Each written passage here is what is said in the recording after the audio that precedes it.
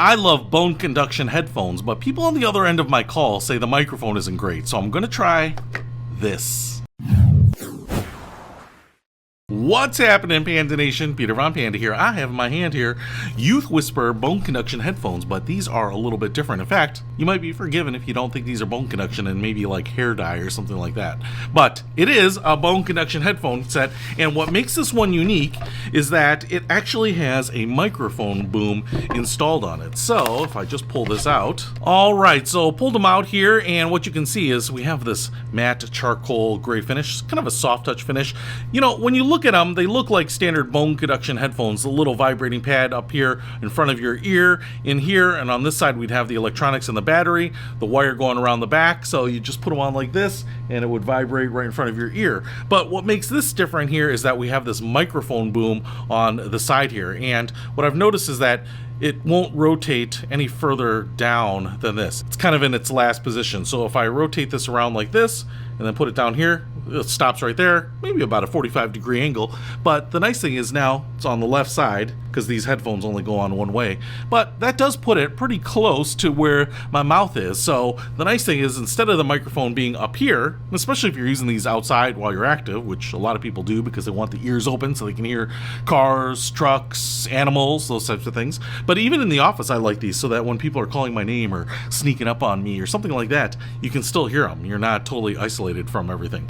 And a little hole right there on the end, so that puts the microphone way closer to your mouth. So I'm hoping the audio pickup quality is much better. Now, I also want to show you here that we do have a button below the boom right there, and I'm thinking this is mode, like hang up or take the call, right? Play, pause, those kinds of things. And then on the bottom here, we have a couple of rocker switches, which are usually the volume up and down, and then usually if you hold them in one position or the other, it's like forward or reverse. And then we have a little door right here. If I open that up, that's the charging port, and the cool thing about that is it's USB-C, so you're finally in the new age here. It does come with a USB-A to USB-C cord here for charging, and it also comes with a couple of earbuds here, so if you want to use them more like regular headphones and get rid of the ambient noise, you can certainly do that too. So what I'm going to do here is I'm going to go ahead and power these things on, and I think it's this button right here.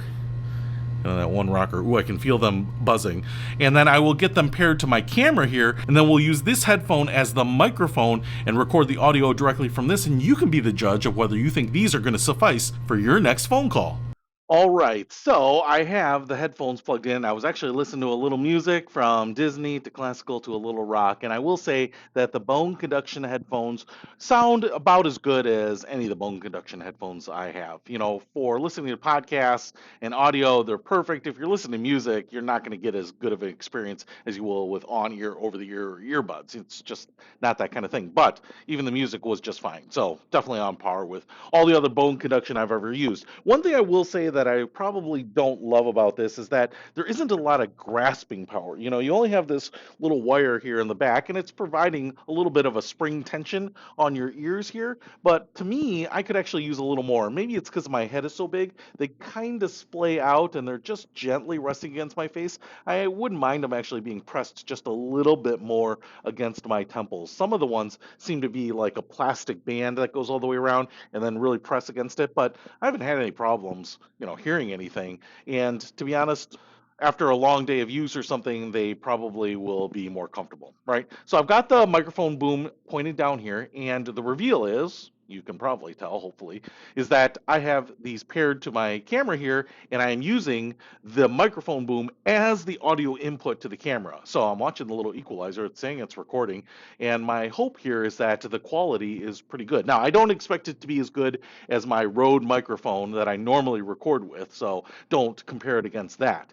But if you were on the other end of a video call or a phone call with these, would you say, hey, that's pretty good enough, right? So the benefit of the bone conduction is it keeps my ears open, they're light, they feel good. I can swing this arm back and forth here. I could move it all move it back up here. Yeah, now it should be very loud and hopefully crystal clear. So I'm really hoping that these can be the headphones that I take with me on walks or trips or use in the office to listen to podcasts and information.